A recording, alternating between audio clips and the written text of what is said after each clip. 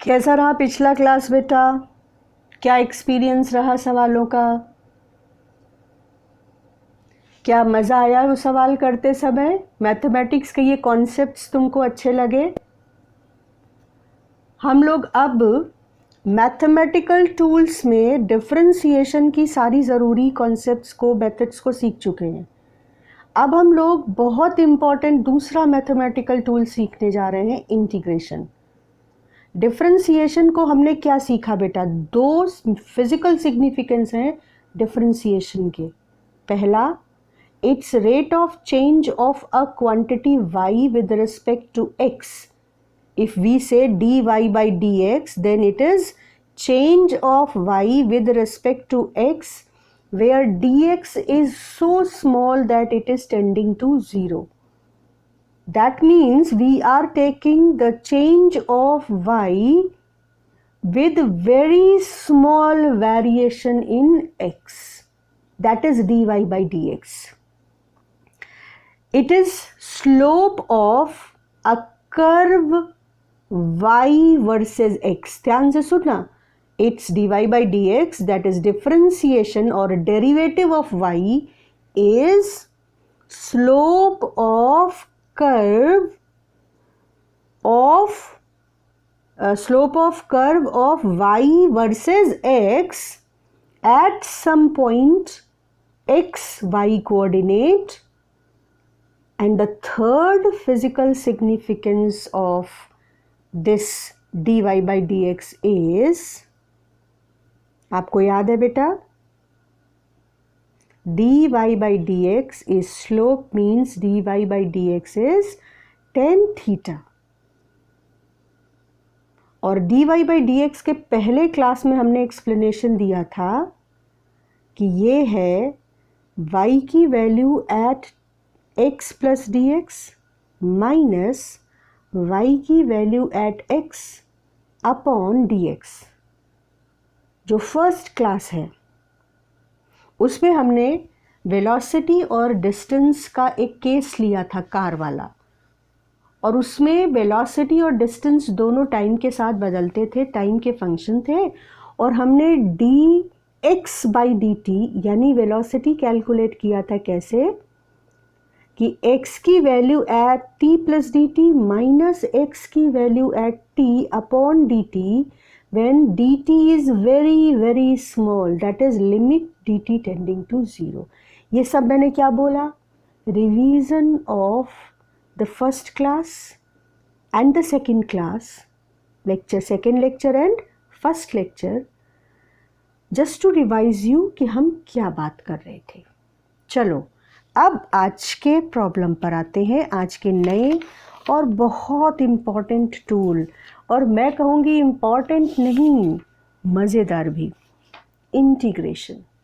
अब देखो कि मैथमेटिक्स ने किस तरह से फिज़िक्स की मदद करी है, क्या लाजवाब टूल्स बना कर दिए हैं कि आपके कैलकुलेशन बिल्कुल कैलकुलेटर की तरह, ये टूल्स आपके कैलकुलेशन को ईजी कर देते हैं। फिर से वापस उन्हीं केसेस पर पहुँचूँ। पहला केस था, याद करो, कि एक कार चलना शुरू करती है घर से, रेस्ट से। डिस्टेंस बढ़ रही है टाइम के साथ कार की, और क्योंकि कार एक्सेलरेट हो रही है तो जो डिस्टेंस है वो लीनियरली नहीं बढ़ रही है। एक्सेलरेट हो रही है मतलब पहले सेकंड में जितना चले, अगले सेकंड में उससे ज़्यादा चलेंगे, उसके अगले सेकंड में उससे ज़्यादा चलेंगे, तो x का वेरिएशन t के साथ स्ट्रेट लाइन ना होकर एक कर्व आएगा। तो पहले कार रुकी थी, फिर कार ने चलना शुरू किया, एक्सेलरेट किया, और जब हम अपने डेस्टिनेशन पर पहुंचने लगे तो हमने ब्रेक लगाया, तो हम स्लो डाउन होने लगे। ये जो कर्व है तुम्हारा, ये स्लो डाउन होने लगे और फाइनली अपने डेस्टिनेशन पे जाके रुक गए, यानी x का वेरिएशन टाइम के साथ बंद हो गया, x की वैल्यू जहाँ पहुँच गए थे वहीं पर फिक्स हो गई। तो ये हमारा डिस्टेंस टाइम या डिस्प्लेसमेंट टाइम ग्राफ था, to show how displacement changes with time. उसके बाद हमने कहा कि अगर हम ये जानें कि जो स्पीडोमीटर है कार का, वो जो वेलोसिटी हर मोमेंट पर दिखाता है, उसको अगर आप ग्राफ के टाइम के साथ प्लॉट करें, तो पहले कार रुकी थी, उसके बाद कार ने चलना शुरू किया और एक्सेलरेट किया, रास्ते में कहीं पर उसकी मैक्सिमम स्पीड थी, फिर अपने डेस्टिनेशन के करीब हमने कार को धीमा करना शुरू किया और अपने डेस्टिनेशन पर जाकर हम रुक गए। किसी पॉइंट पर जो टेंजेंट है वो डिस्टेंस अपॉन टाइम, ये जो dy/dt लिखा है, एक्चुअली यहाँ का डिस्टेंस को हम मान लो कि s से रिप्रेजेंट करें तो ये होगा ds/dt। ठीक है, ये क्या होगा? ds/dt। इस पॉइंट पर ये टेंजेंट का स्लोप भी दे रहा है और ये भी बता रहा है कि किस रफ्तार से डिस्प्लेसमेंट टाइम के साथ बदल रहा है, यानी ये वेलोसिटी भी दे रहा है और ये टेंजेंट का स्लोप भी दे रहा है। ये वो केस है जो हम लोग लेकर चले थे और अब इसी से डिफरेंशिएशन समझा था, इसी से हम इंटीग्रेशन समझेंगे। ठीक, अब सोचो जो डिफरेंशिएशन में केस था वो क्या था कि हमको डिस्टेंस कैसे बदल रही है टाइम के साथ वो पता था और हम ये कह रहे थे कि इसके हिसाब से वेलोसिटी कैसे निकालेंगे। स्पीडोमीटर इस डिस्टेंस के चेंज के साथ टाइम के चेंज को पढ़कर वेलोसिटी कैसे दे रहा है वो हमने समझा था। अब केस क्या है कि हमको वेलोसिटी पता है, स्पीडोमीटर की रीडिंग हमारी आंखों के सामने है, हमने टाइम 0 पर चलना शुरू किया और हम कुछ समय तक चलते रहे और चलकर जब हम अपने डेस्टिनेशन पर पहुंचे तो हमको स्पीडोमीटर की रीडिंग पता थी, हमें वेलोसिटी और टाइम के ग्राफ का वेरिएशन पता था और हमको अब उल्टा चलना था, डिस्टेंस कितना हमने कवर की पता करना था। अंतर समझ रहे हो? वहाँ डिस्टेंस पता था और हम ये जानना चाहते थे कि स्पीडोमीटर इस डिस्टेंस के वेरिएशन से वेलोसिटी कैसे देता है और हमने डिफरेंशिएशन का कॉन्सेप्ट टूल समझा।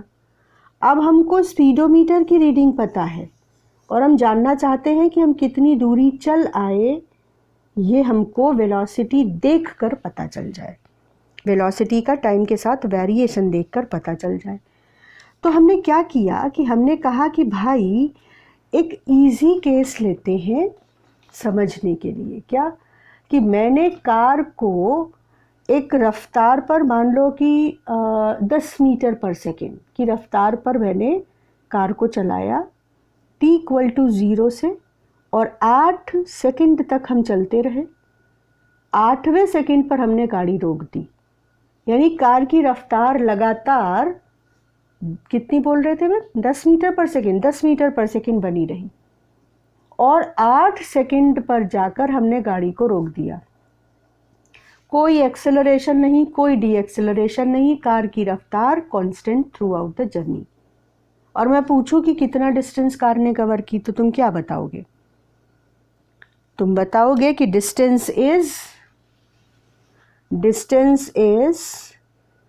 velocity is distance upon time, so distance is velocity into time। यही तो बोलोगे? हाँ, बिल्कुल सही बात है। अब थोड़ा आगे बढ़ते हैं और ये सोचते हैं कि अगर मेरे को ये जो कांस्टेंट वेलोसिटी कार की थी टाइम के साथ, इसका ग्राफ बनाना पड़ता तो ग्राफ कैसा मिलता? क्या ऐसा नहीं मिलता? देखो, एक्स एक्सिस पे टाइम, वाई पे वेलोसिटी और कार की वेलोसिटी लगातार सेम रही किसी वैल्यू v0 पर। हम 0 टाइम से चलना शुरू हुए और ले लो इसको t0, तो हम t0 टाइम तक चलते रहे और हमसे जब पूछा गया कि कितना चले तो हमने क्या कहा कि velocity is distance upon time. Velocity constant रही थ्रू आउट, तो distance will be velocity into time, इसमें कुछ करना ही नहीं है। अगर वेलोसिटी हमने v नॉट ली है अपने ग्राफ में तो यहाँ भी ले लें, और अगर टाइम लिया है t नॉट तो वो भी यहाँ ले लें। तो distance is v not into t not. अब जरा ग्राफ पे आके इस quantity v not t not को देखते हैं। ये है ग्राफ, यानी कर्व वेलोसिटी का टाइम के साथ, और ये टाइम एक्सिस। अगर मैं इस जियोमेट्रिकल शेप को पूरा करूं तो क्या ये रेक्टेंगल है? ये v नॉट है या नहीं देखो, और ये साइड t नॉट है, तो v not into t not is actually area covered by the graph with time axis और horizontal axis, yes or no? ये बात समझ आ रही है? यानी ये जो v नॉट t है ये और कुछ नहीं है, vt कर्व का एरिया ही है with time axis। तो क्या मैं ये कंक्लूड करूं कि अगर कोई मुझे v का वेरिएशन टाइम के साथ दे दे और मेरे से डिस्टेंस पूछ ले, तो मुझको vt कर्व का area with the time axis निकालना है और मुझे आंसर मिल जाएगा। कंक्लूजन समझ आ रहा है बेटा? तो मैंने नोट्स में सारे पॉइंट्स को बाकायदा लिख दिया है, जिससे कि आप जब कभी नोट्स को लिखो बैठकर तो आपको पूरा पॉइंट मिले कि क्लास में हमने क्या क्या डिस्कस किया था। तो हमने अभी v पता है और हमें डिस्टेंस पता करना है, तो अब हमें उल्टी जर्नी करनी है। डिफरेंशिएशन में हम d by d T of distance से v निकाल रहे थे, अब v पता है और हमको डिस्टेंस निकालनी है। और जब हमने कांस्टेंट वेलोसिटी वाले केस को अंडरस्टैंड किया तो हमने कहा कि जो डिस्टेंस है that is actually area covered by the graph between v and t and the time axis, that means get the area and get the distance. तो ये लॉजिक जब हमने अपने केस में लगाया तो वहाँ पर एक दिक्कत थी। दिक्कत ये थी कि हमारी वेलोसिटी कार की कांस्टेंट नहीं थी, वो हर मोमेंट पर बदल रही थी। तो हम वेलोसिटी इनटू टाइम कर ही नहीं सकते, हर मोमेंट पर हर अलग टाइम पर वेलोसिटी अलग है। तो फिर से मैथमेटिक्स ने कहा सर आई एम देयर, मैं आपकी हेल्प करने के लिए रेडी हूँ। आप ऐसा करो कि आप इस पूरी जर्नी को जो 0 से 8 सेकंड के बीच थी या 0 से t नॉट टाइम के बीच थी, इस पूरी जर्नी को छोटे छोटे छोटे छोटे टाइम इंटरवल में ब्रेक कर दो। अब तुम सोचोगे इससे क्या फ़ायदा हो रहा है? इससे बहुत फ़ायदा हो रहा है। देखो कैसे दिमाग लगाया गया कि प्रॉब्लम है तो सॉल्यूशन साथ में छिपा हुआ है। क्या फ़ायदा हुआ? हमने कहा कि भाई हम इस जर्नी को छोटे छोटे टाइम इंटरवल में बांटेंगे, और ये जो टाइम इंटरवल होगा ना ये इतना छोटा होगा कि इट इज़ टेंडिंग टू 0। आप जरा गौर करो, तुम्हारे हाथ में जो जियोमेट्रिकल शेप आया वो लगभग रेक्टेंगल है। क्यों मैं कह रही हूँ अप्रॉक्सीमेटली रेक्टेंगल है? इसकी वजह है, देखो ये जो लाइन है ये एट टाइम t है और ये बता रही है कि वेलोसिटी है v, ठीक। t plus d T time पर वेलोसिटी बढ़कर हो गई v प्लस डी वी, लेकिन dt तो बहुत बहुत छोटा है, तो जो चेंज आया वेलोसिटी में dv वो भी तो बहुत बहुत छोटा है। तो हमने कहा कि ये चेंज कितना है, देखो इतना, ये जरा सा पॉइंट, नेग्लिजिबल मान सकते हैं इसको। तो सिर्फ dt इंटरवल के लिए हम डिस्टेंस अगर पूछें तो हम मान सकते हैं कि जो वेलोसिटी है वो लगभग v है और टाइम इंटरवल dt है। तो इस ड्यूरेशन में गाड़ी कितना चली, v इंटू डी टी। इस ड्यूरेशन में जो चेंज आया v में वो इतना कम था कि हमने मान लिया कि लगभग वेलोसिटी v ही रही। तो for the small interval dt distance covered by the car is v into D T. अब ये तो इतने छोटे से एरिया का, इतने छोटे से पार्ट का एरिया है और हमें तो पूरे रास्ते कितना डिस्टेंस कवर किया ये पता करना है। तो मैथमेटिक्स ने कहा कोई प्रॉब्लम नहीं है, तुम इस बहुत छोटी वैल्यू dt टाइम इंटरवल में इस पूरे रास्ते को बांट दो और हर dt इंटरवल में चली गई डिस्टेंस को कैलकुलेट कर लो। 100, 200 जितने टाइम इंटरवल आए सब के लिए dt इंटरवल में जितना उस समय की वेलोसिटी उस dt इंटरवल में रही हो उसको dt से मल्टीप्लाई करके उस ड्यूरेशन के लिए डिस्टेंस यानी area of that small rectangle cover calculate कर लो। तो ये सारे जितने एरिया ब्लू ग्रीन से ऑल्टरनेटली दिख रहे हैं सबके एरिया कैलकुलेट कर लिए।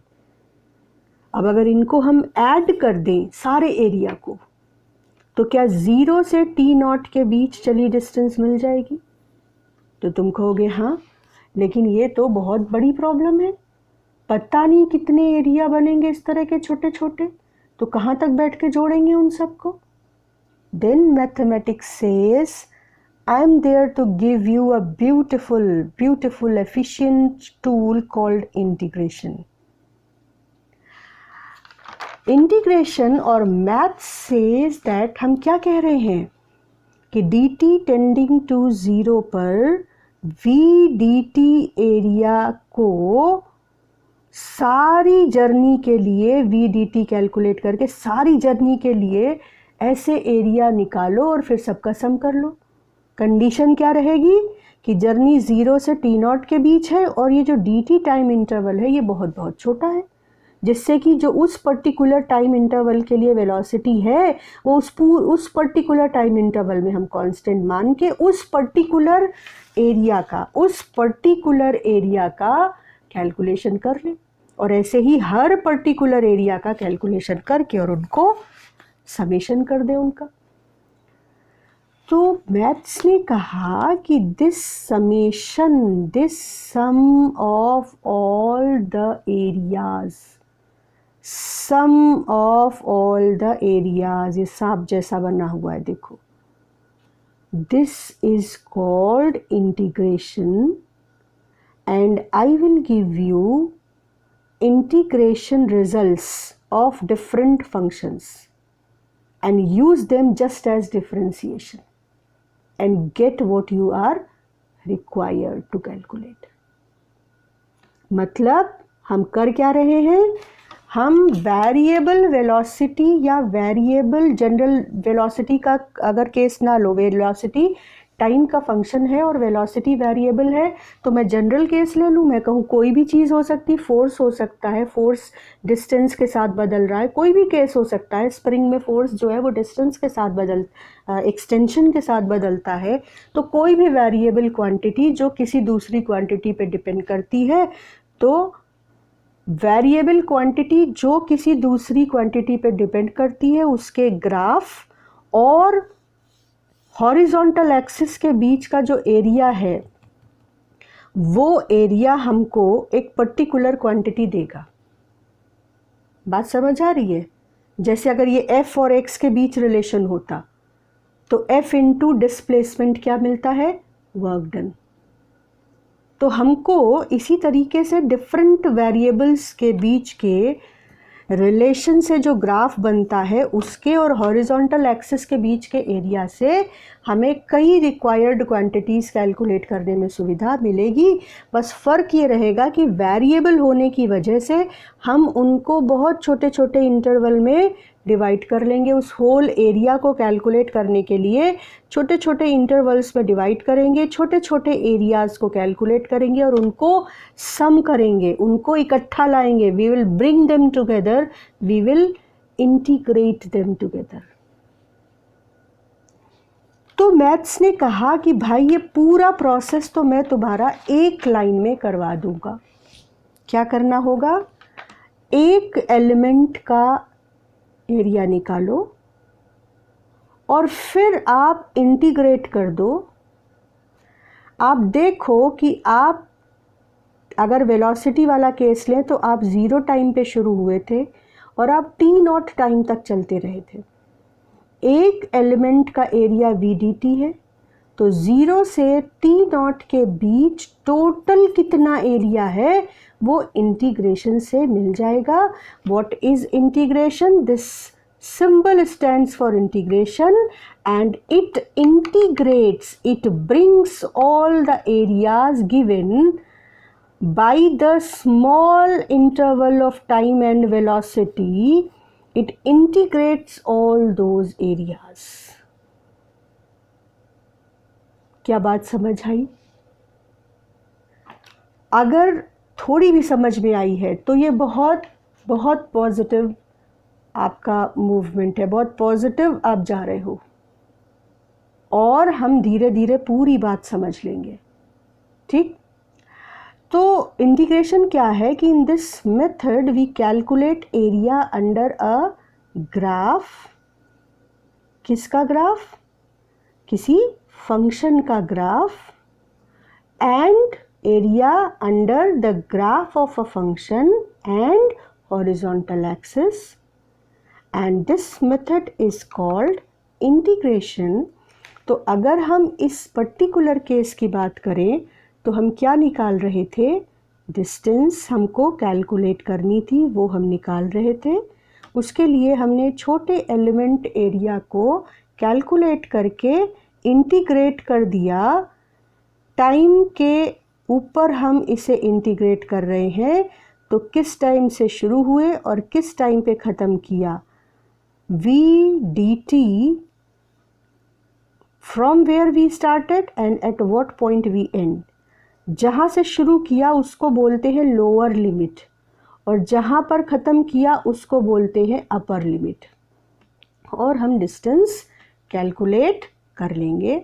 यानी डिस्टेंस क्योंकि एरिया से मिल रहा है, एरिया कैलकुलेट करने से मिल रहा है, तो डिस्टेंस जो मिला उसको हम जनरलाइज करें तो हम कहेंगे कि जो फंक्शन एरिया कैलकुलेट करने से मिल रहा है वो है एरिया फंक्शन।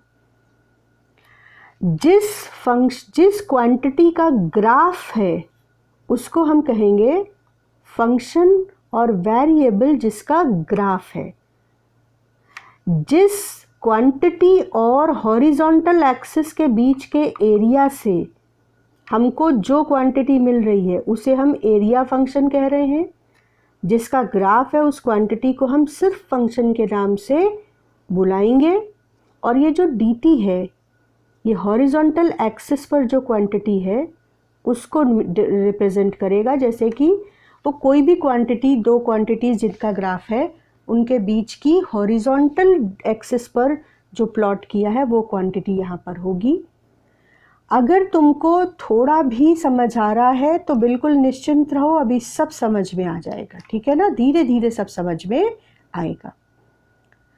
और फिर हमने देखा कि भाई अगर VS पता है और V निकालना था तो हमने डिफरेंशिएट किया, और अगर V पता है और S निकालना है तो इसी का उल्टा प्रोसेस कर रहे हैं, इंटीग्रेशन कर रहे हैं। तो differentiation and integration are just reverse processes with each other. Differentiation integration का उल्टा है और इंटीग्रेशन डिफरेंशिएशन का उल्टा प्रोसेस है। अगर तुमको कितना भी ये समझाया जाए कि थ्योरी या कॉन्सेप्ट ये है, तो बात तब तक समझ नहीं आती है जब तक एक्चुअली आप उसको अप्लाई ना करो। ठीक है, तो हम इसको अप्लाई करते हैं। अब देखो, एक एग्जाम्पल ले लो, क्योंकि वेलोसिटी और डिस्टेंस के केस से हमको चीज़ें ज़्यादा समझ में आ रही हैं, हम उनसे ज़्यादा रिलेट कर पाते हैं, तो मैंने उसी को बेस लेकर डिफरेंशिएशन समझाया था और उसी को बेस लेकर मैं तुमको इंटीग्रेशन भी समझा रही हूँ। ठीक है, तो शुरू करते हैं। मान लो कि वेलोसिटी टाइम पर इस तरह डिपेंड करती है, ध्यान से देखना। t इक्वल टू 0 पर वेलोसिटी 0 हो जाती है और t इक्वल टू 8 पर भी वेलोसिटी 0 हो जाती है। ध्यान से देखो वेलोसिटी को, t इक्वल टू 0 पर वेलोसिटी 0, और जब हम रुक गए 8 सेकेंड के बाद तो फिर वेलोसिटी 0। तो जो वेलोसिटी का फंक्शन था, वेलोसिटी की क्वांटिटी थी, वो टाइम पर कैसे डिपेंड कर रही थी कि इस पर्टिकुलर केस के लिए हमको ये समझाया गया कि वेलोसिटी टाइम के साथ ऐसे बदल रही है। मतलब at t equal to 0, t equal to 0 रख दो इसमें, तो वेलोसिटी इज 0, और एट t इक्वल टू 8 रखो 8 इंटू 8, और ये स्क्वायर है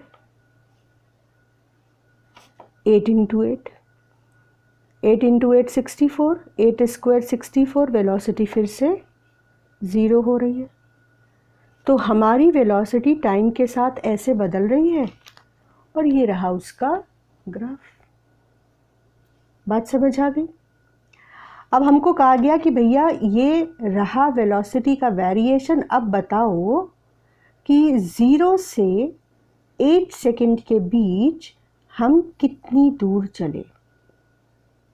अब हमने कहा कि हमको ये बात तो समझ आ गई है ना कि हम कितनी दूर चले, इसके लिए हमको कर्व और हॉरिजॉन्टल एक्सिस के बीच का एरिया निकालना है, यानी इंटीग्रेशन करना है। तो अब इंटीग्रेशन सिखा दो हमको, तो हमको एरिया निकालना आ जाए, और एरिया निकालना आ जाए तो जितने फंक्शन एरिया निकाल कर आएंगे वो सब हम कैलकुलेट करना जान गए।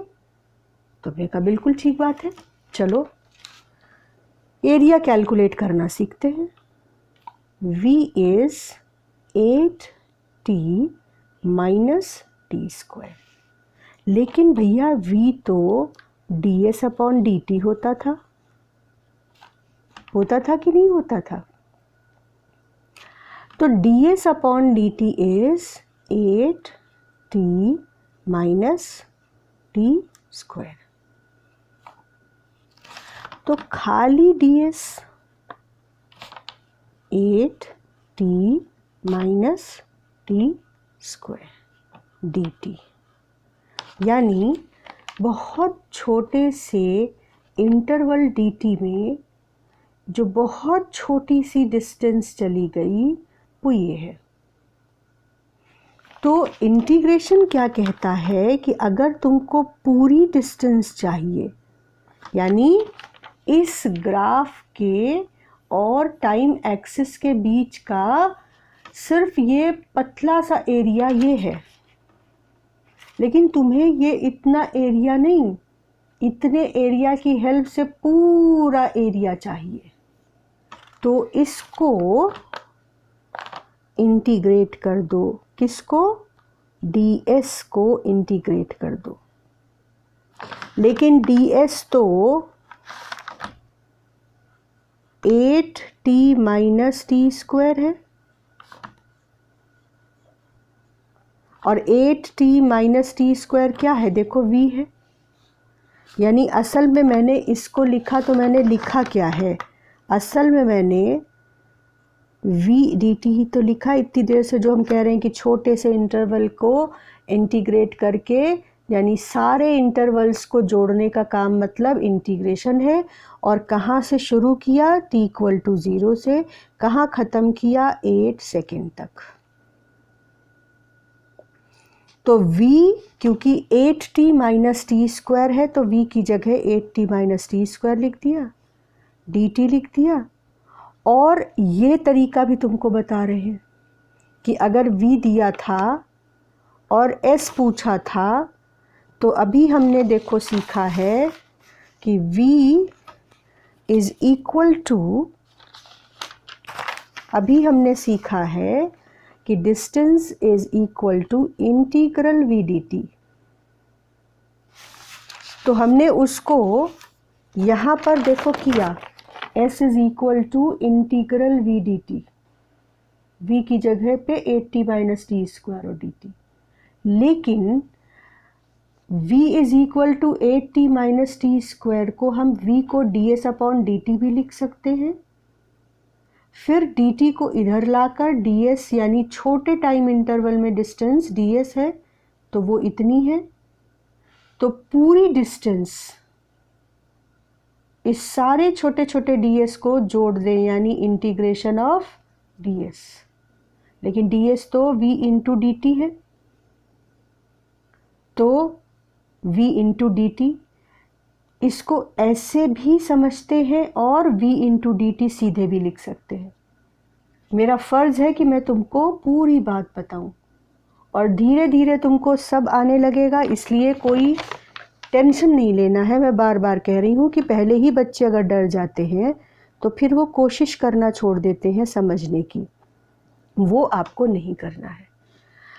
अब ब्रैकेट खोला और जैसे डिफरेंशिएशन हर टर्म के साथ अटैच होता था, वैसे ही इंटीग्रेशन भी हर टर्म के साथ अटैच होगा।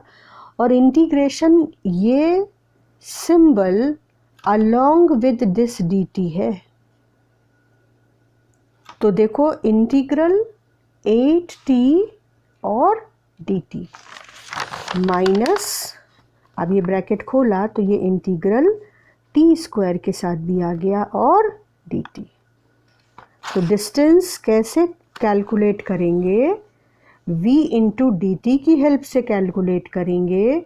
और इंटीग्रेशन v dt करना है तो कुछ नहीं, जो v की वैल्यू रखी है टाइम के टर्म्स में वो v की जगह रख दो, और ब्रैकेट के हमने इंटीग्रल dt को हर टर्म के साथ ऑपरेट, हर टर्म पर ऑपरेट करा दिया।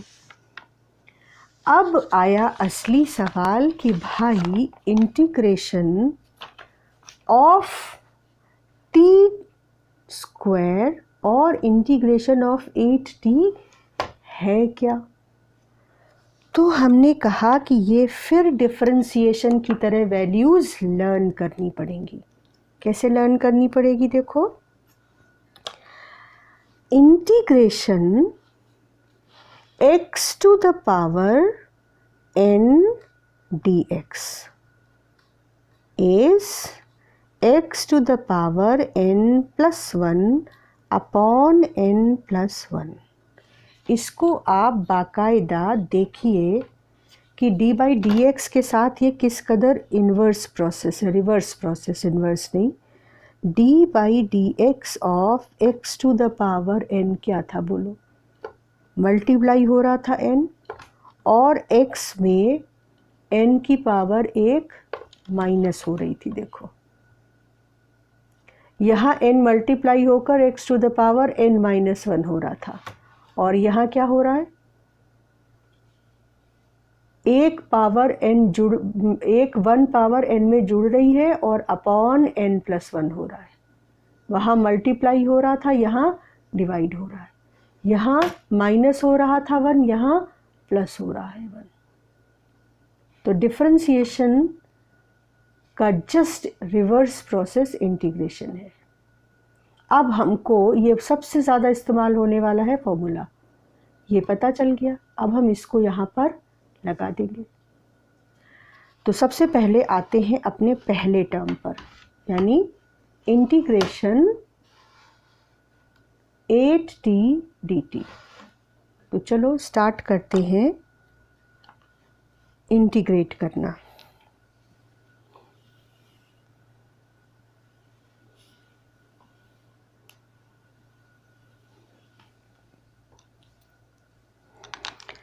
Integration 8t dt minus integration t square dt, और ये है हमको टोटल डिस्टेंस जो मिल रही है, और जो जर्नी है वो t इक्वल टू 0 से शुरू हुई थी और t इक्वल टू 8 सेकेंड्स पर पूरी हो रही थी। तो ध्यान से देखो कि इंटीग्रेट करते समय ये बताना ज़रूरी है कि ये वेरिएबल कहाँ से बदलना शुरू हुआ और कहाँ तक बदला।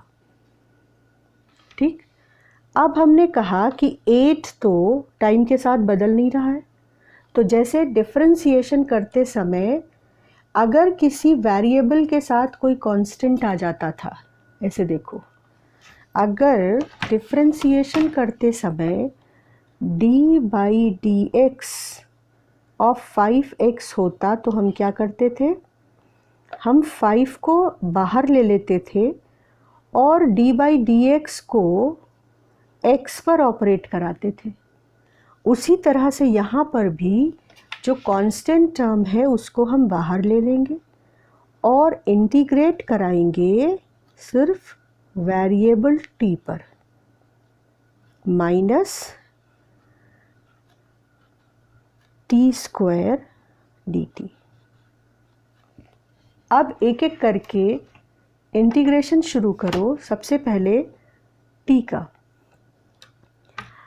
इंटीग्रेशन, अगर सिर्फ t का देखो तो सिर्फ t का इंटीग्रेशन देखो,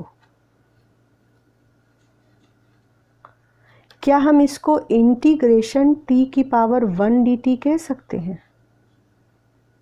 तो हमारा फॉर्मूला क्या है, उसी को अप्लाई करना है। x to the power n dx का इंटीग्रेशन है x to the power n plus 1 upon n plus 1। चलो यूज़ करें। Integration t to the power 1 dt is t की power n plus 1 upon n plus 1, मतलब t square upon 2। ये हो गया integration t dt। अब जो एक एक करके हम कर रहे हैं उसको पूरा नोट कर लो। सारे पूरे कैलकुलेशन को पीछे से लेकर आगे तक एक एक पॉइंट को नोट करना है। पॉज कर करके वीडियो नोट करते जाओ, मेरे कहने का इंतज़ार मत करना। तो integral t dt t square by 2 आ गया। चलो t स्क्वायर बाई 2 आप इंटीग्रल t dt की जगह रख दो। इंटीग्रल 8 तो बाहर था, इंटीग्रल t dt की जगह आपको मिल गया t स्क्वायर अपॉन 2, और अब हमको t स्क्वायर dt को इंटीग्रेट करना है। पॉज करके अपने आप से करो, वही फॉर्मूला वापस से यूज़ करना है और फिर चेक करो कि क्या तुमने यही किया या नहीं। Integral t square dt, formula क्या है, t की power n plus 1 upon n plus 1, यानी कितना आ गया, t की पावर 3 अपॉन 3।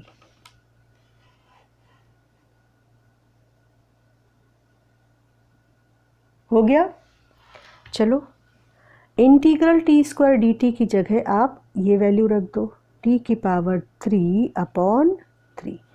लेकिन काम अभी बेटा पूरा नहीं हुआ। देखो कैसे नहीं पूरा हुआ, ये जो अपर और लोअर लिमिट थी ना 0 से 8, इसका अभी हिसाब करना बाकी है।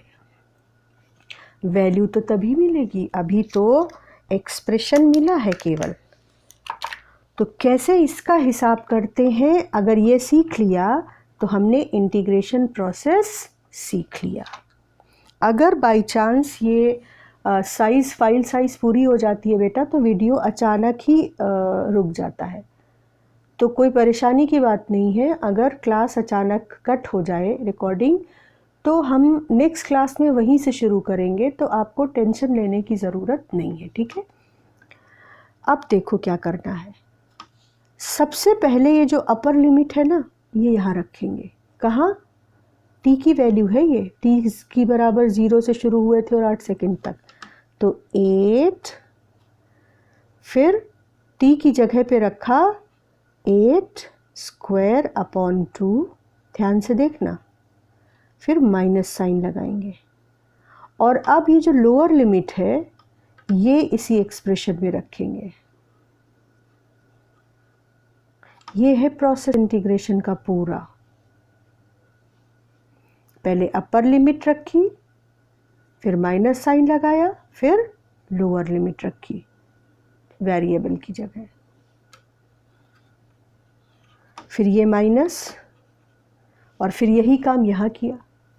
t की जगह जब 8 रखा तो आया 8 क्यूब अपॉन 3 माइनस ये 0 रखा t की जगह 0 अपॉन 3, तो आपकी वैल्यू आ जाएगी 8 into 8 into 8, 8 cube upon 2 minus 0 minus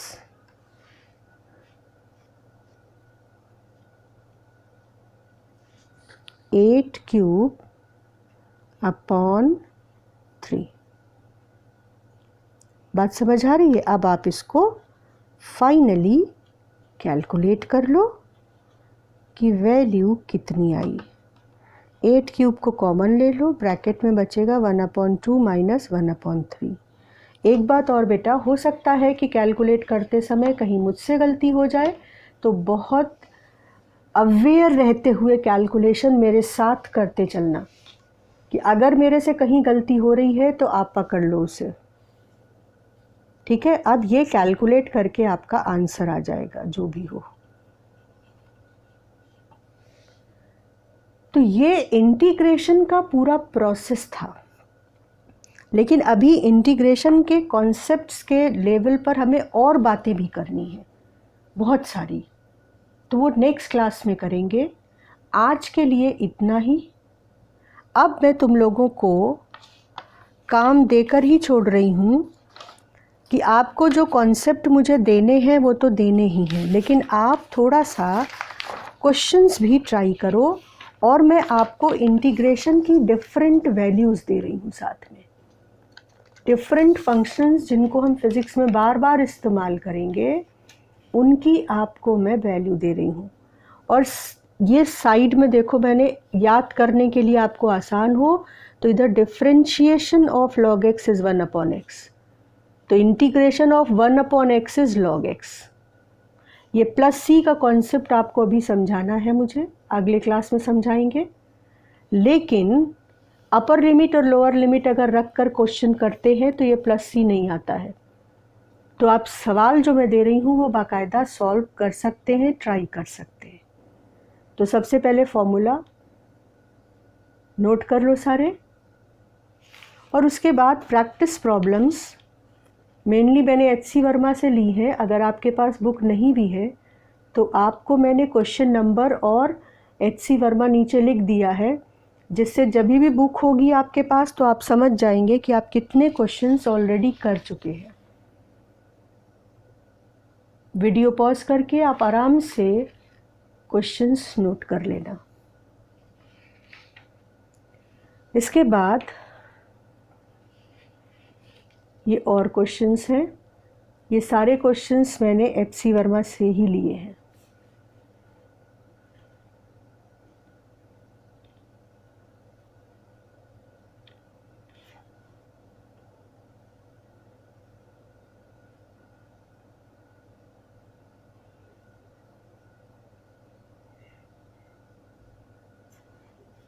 note कर लिया।